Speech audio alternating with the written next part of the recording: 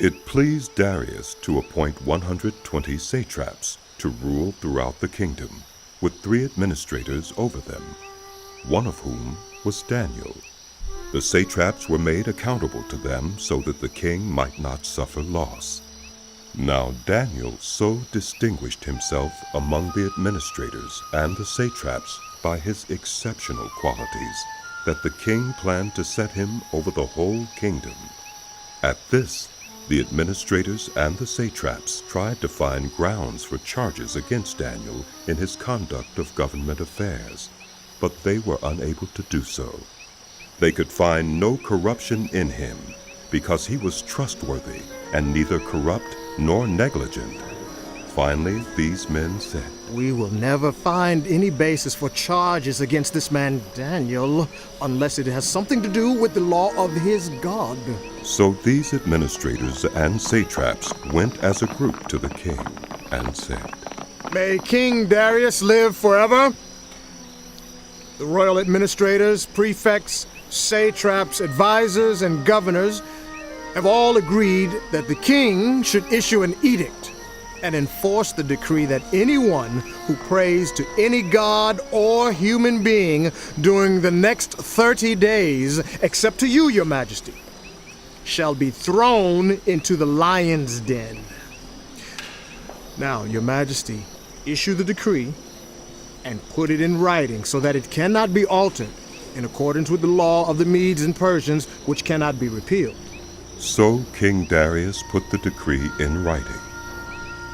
Now when Daniel learned that the decree had been published, he went home to his upstairs room, where the windows opened toward Jerusalem.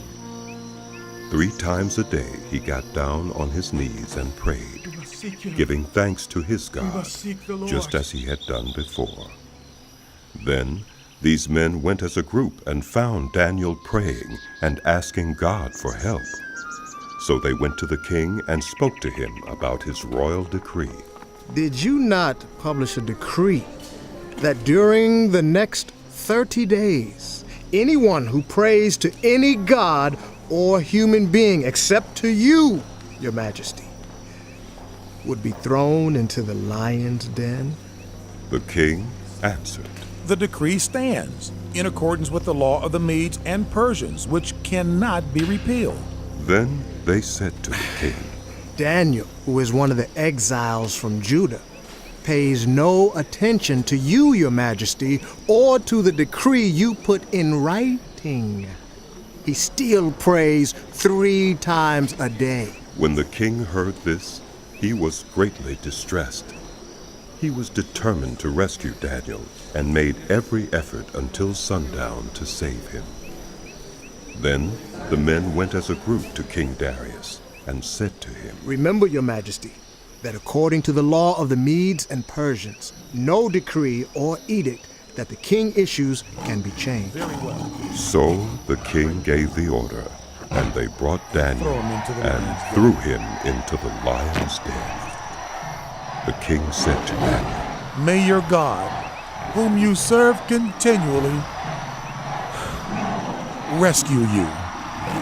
A stone was brought and placed over the mouth of the den, and the king sealed it with his own signet ring and with the rings of his nobles, so that Daniel's situation might not be changed. Then the king returned to his palace and spent the night without eating and without any entertainment being brought to him, and he could not sleep. At the first light of dawn, the king got up and hurried to the lion's den. When he came near the den, he called to Daniel in an anguished voice. Daniel, servant of the living God, has your God, whom you serve continually, been able to rescue you from the lions? Daniel answered, May the king live forever. My God sent his angel, and he shut the mouths of the lions. They have not hurt me, because I was found innocent in his sight. Nor have I ever done any wrong before you, your majesty. The king was overjoyed and gave orders to lift Daniel out of the den. And when Daniel was lifted from the den, no wound was found on him, because he had trusted in his God. At the king's command, the men who had falsely accused Daniel were brought in and thrown into the lion's den, along with their wives and children. And before they reached the floor of the den, the lions overpowered them and crushed all their bones. Then King Darius wrote to all the nations and peoples of every language in all the earth. May you prosper greatly. I issue a decree that in every part of my kingdom, people must fear and reverence the God of Daniel. For he is the living God, and he endures forever. His kingdom will not be destroyed. His dominion will never end. He rescues and he saves. He performs signs and wonders in the heavens and on the earth. He has rescued Daniel from the power of the lions. So Daniel prospered during the reign of Darius and the reign of Cyrus the Persian.